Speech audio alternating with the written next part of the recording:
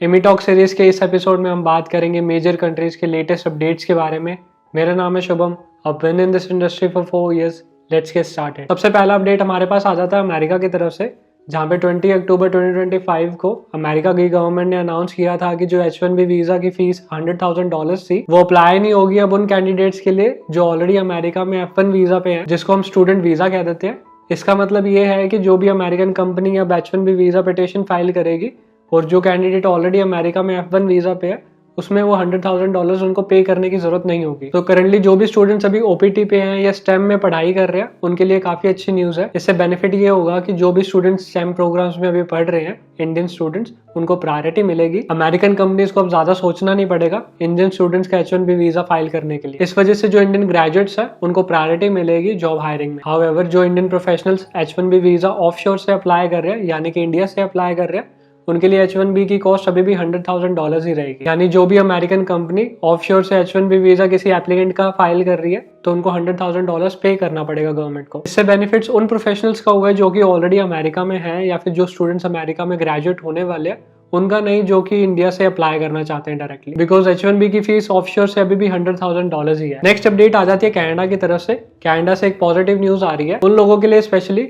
जो take research और innovation sector में है, जिसमें गवर्नमेंट ने लॉन्च किया था इंटरनेशनल टैलेंट अट्रैक्शन स्ट्रेटेजी, जो कि स्किल्ड प्रोफेशनल्स को अट्रैक्ट करता है और कनाडा को एक ग्लोबल हब बनाना चाहते हैं। इस प्लान के under accelerated PR pathway introduce की है जो H1B वीजा होल्डर के लिए, स्पेशली उन प्रोफेशनल्स के लिए जो ऑलरेडी अमेरिका में काम कर रहे हैं और प्लान कर रहे हैं कनाडा में मूव होने का।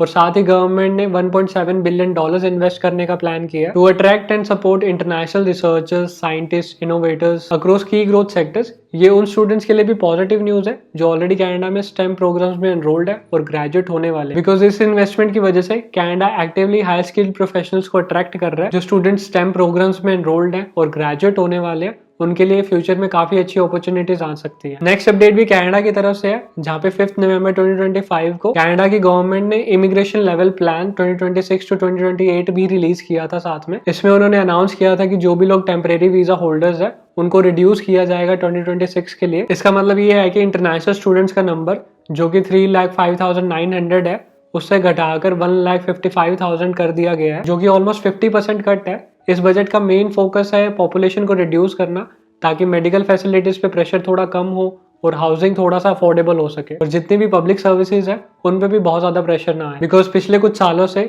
इंटरनेशनल स्टूडेंट्स का नंबर कनाडा में ऑल टाइम हाई पे चला गया था। तो गवर्नमेंट ने प्लान किया है कि उसको रिड्यूस किया जाए और रिड्यूस करके उसको मेंटेन किया जाए। जो भी पब्लिक सर्विसेज है, हेल्थ सर्विसेज है, हाउसिंग क्राइसिस जो चल रहा है उसको मेंटेन किया जाए, कंट्रोल किया जाए। इसका इम्पैक्ट इंटरनेशनल स्टूडेंट्स पे इस तरह पड़ेगा कि जो भी इंडियन स्टूडेंट प्लान कर रहा है कनाडा में स्टडीज परस्यू करने के लिए, उसके लिए वीजा सिक्योर करना काफी टफ हो जाएगा, बिकॉज रिफ्यूजल रेट काफी ज्यादा रहने वाला है। मेक श्योर अगर आप फिर भी प्लान कर रहे हो कनाडा में स्टडी परस्यू करने का, तो आप अपने फाइनेंशियल्स, अपने एकेडमिक्स, अपना इंग्लिश स्कोर काफी स्ट्रॉन्ग रखो, ताकि वीजा सक्सेस रेट आपको अच्छा देखने को मिले।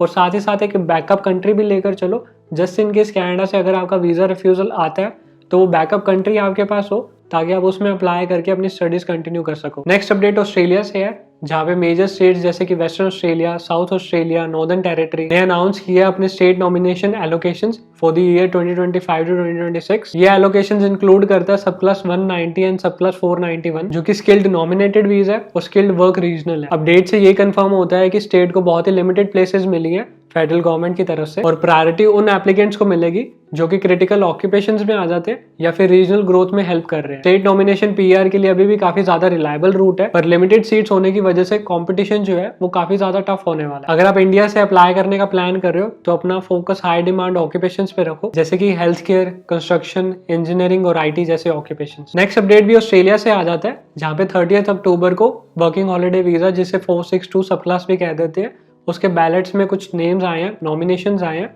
जिनके भी नॉमिनेशंस आए हैं जो अब अपनी वीजा एप्लीकेशन फाइल कर सकते हैं वर्किंग हॉलीडे, जिसे हम सब क्लास 462 कह देते हैं। ये एक 1 ईयर वीजा होता है जिसको आप ओपन वर्क परमिट कह सकते हो। इसमें आपको स्पॉन्सर की जरूरत नहीं होती है वर्क परमिट लेने के लिए, आपको सिर्फ नॉमिनेशन आना चाहिए। आपका अगर नाम आ जाता है तो आप अपनी वीजा एप्लीकेशन फाइल कर सकते हो। ये वीजा 12 मंथ्स तक वैलिड होता है, जिसको आप आगे एक्सटेंड भी करवा सकते हो या किसी और वीजा में जैसे कि स्टूडेंट वीजा में चेंज भी करवा सकते हो। ये एक बैलेट सिस्टम है जिसमें टोटल सीट्स 1000 थी, जिसमें हर महीने कुछ ना कुछ नॉमिनेशंस आते रहते हैं एंड अकॉर्डिंगली जिनके नॉमिनेशंस आए हैं वो अपने वीजा एप्लीकेशन फाइल कर सकते हैं। और वीजा फाइल करने के लिए भी गवर्नमेंट आपको अराउंड 28 डेज का टाइम देती है। अगर उस टाइम के अंदर अगर आप वीजा फाइल नहीं करते हो तो उसके बाद आप वीजा एप्लीकेशन सबमिट नहीं कर सकते हो अपने। नेक्स्ट अपडेट यूके से है, जहां पे गवर्नमेंट ने कंफर्म किया है कि स्किल्ड वर्कर सैलरी थ्रेशोल्ड उन्होंने बढ़ा दिया है and indefinite period to remain, जो कि सेटलमेंट का क्वालिफाइंग पीरियड था, वो 5 साल से बढ़ाकर अब 10 साल कर दिया गया है फॉर मोस्ट वीजा कैटेगरीज। और साथ ही जनवरी 2026 से जो वर्क वीजा के पार्टनर्स की इंग्लिश रिक्वायरमेंट थी वो भी अब बढ़ा दी गई है। पहले जो स्टूडेंट्स अपनी स्टडीज कंप्लीट करके 2 साल का ग्रेजुएट वीजा लेते थे,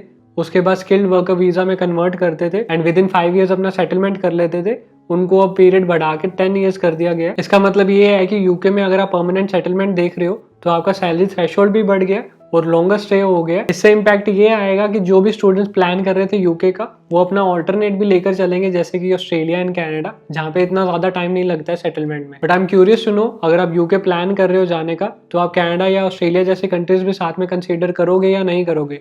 do let me know in the comment section below. Next update भी यूके से है, जहाँ पे ग्रेजुएट वीजा, जिसे हम पोस्ट स्टडी वर्क वीजा भी कह देते हैं, जो कि इस टाइम पे 2 साल का मिलता है, वो घटा के 18 महीने का कर दिया जाएगा फ्रॉम 1 जनवरी 2027।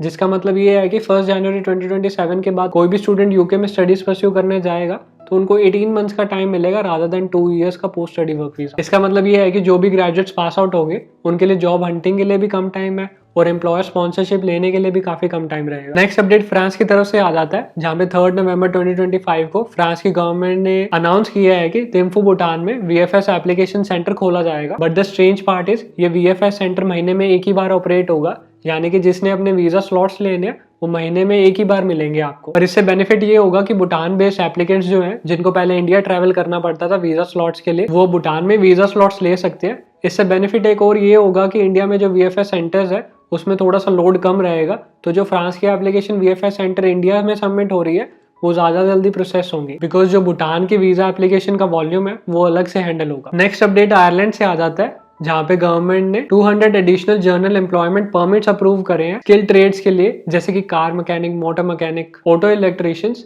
ये कोटा एक्सटेंशन नवंबर 2024 में अनाउंस किया था, लेकिन अब भी 2025 एप्लीकेशंस के लिए भी रेलेवेंट है। इंडियन एप्लीकेंट्स जिनके पास रेलेवेंट वर्क एक्सपीरियंस और क्वालिफिकेशन है वो इस वर्क परमिट के लिए अप्लाई कर सकते हैं। नेक्स्ट और फाइनल अपडेट न्यूजीलैंड की तरफ से है, जहाँ पे न्यूजीलैंड की गवर्नमेंट ने अनाउंस किया है कि पहले जो इंटरनेशनल स्टूडेंट्स 20 आवर पर वीक काम कर सकते थे, वो अब 25 आवर पर वीक ड्यूरिंग द टर्म काम कर सकते हैं। ये रूल ऑफिशियली 3 नवंबर 2025 से इफेक्टिव हुआ है। ये इंटरनेशनल स्टूडेंट्स के लिए थोड़ी पॉजिटिव न्यूज है, बिकॉज स्टूडेंट अब 5 घंटे ज्यादा काम कर सकते हैं, जिससे वो अपने लिविंग एक्सपेंसेस है वो अच्छे से ऑफसेट कर सकते हैं। ऑस्ट्रेलिया में ऑलरेडी 24 आवर पर वीक बच्चे काम कर सकते थे, पर न्यूजीलैंड अभी भी 20 आवर पर वीक पे ही था, पर अब उन्होंने अब चेंज कर दिया है, 25 आवर पर वीक कर दिया है, जो कि ऑस्ट्रेलिया से भी 1 घंटा ज्यादा है। अगर आपने न्यूजीलैंड या फिर इनमें से किसी भी कंट्री का वीजा एप्लीकेशन प्रोसेस जानना step by step, I have given the link in the description box below, make sure you check it out. So that's all for this video. अगर मैंने कोई भी लेटेस्ट अपडेट बीच में miss कर दिया तो do let me know in the comment section below. Thank you for watching, I will see you in the next video.